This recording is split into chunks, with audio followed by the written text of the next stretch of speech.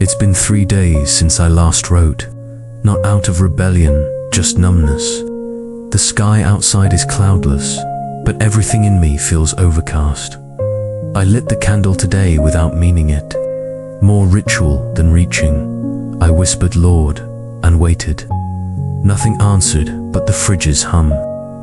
Psalm 13:1 echoed in my mind. How long, O Lord, will you forget me forever?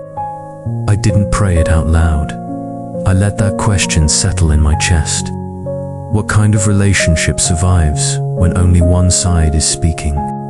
Still, I stayed. I didn't flee. I didn't close the book. Maybe that counts.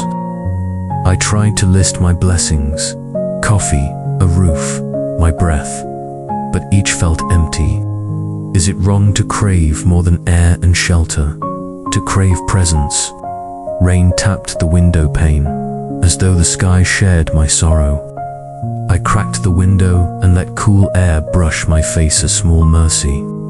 A child's laugh rippled up from the street, pure and unexpected. My tea had grown cold beside the candle, 2 comforts dwindling. I glanced at the scattered socks and unread books. Where does order hide? Pinned to the wall, a child's drawing of a sun reached skyward. The candle's flame guttered, flickering like my wavering hope. I scribbled, no answer needed, just presence. Then Luke 12:7 came back to me. Your Father knows what you need before you ask. That promise warmed me more than any flame could. I sketched a tiny cross beside the verse, my hands steady at last. I caught my reflection in the glass-tired eyes, but softer now. Outside, a sparrow hopped onto the wet railing, unafraid. I watched it lift, often felt my chest unclench a little. I closed the journal's cover, weighing my resolve in my palms.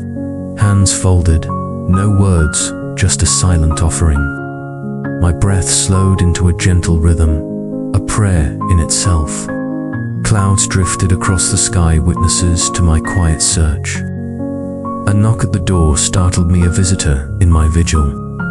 I opened to a neighbor's smile, simple grace in flesh and blood. We spoke of mundane things, but kindness felt holy.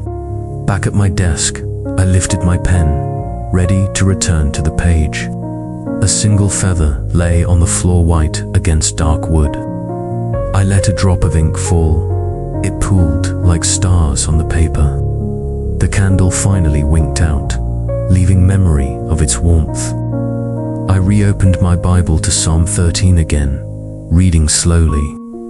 I copied the verse by hand, letting each word sink deep. Beside it, I drew a small bird, a sign of fragile faith. My heart softened, as if a gentle voice whispered hope. Distant piano notes drifted through the window, a secret hymn. I hummed along softly, allowing melody to cradle my soul. The lamp's glow dimmed, and shadows gathered in the corners.